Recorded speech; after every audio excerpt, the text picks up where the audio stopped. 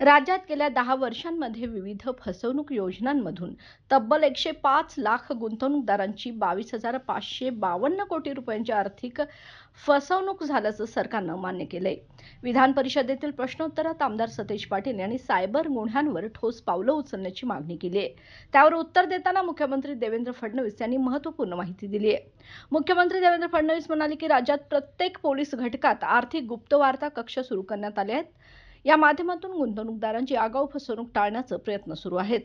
सतेज पाटील यांनी अधिवेशनात विचारलेल्या प्रश्नात digital arrest, sextortion, share trading फसवणूक, ओटीपीच्या माध्यमातून आर्थिक लुबाडणूक अशा गुन्ह्यांमध्ये हजारो कोटींची फसवणूक झाल्याचं निदर्शनास आणून दिलंय. त्यांनी यासाठी जिल्हा स्तरावर सायबर यंत्रणा सक्षम करण्यावर भर देण्याची आवश्यकता अधोरेखित केली आहे.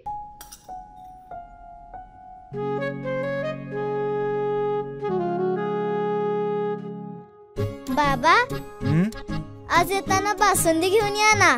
अगं, कालच आपण आईचा वाढदिवस होता म्हणून आणली होती ना.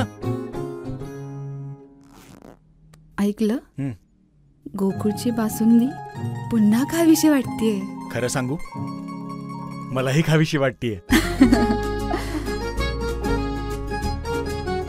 पुन्हा पुन्हा खावीशी वाटणारी गोकुळ बासुंदी.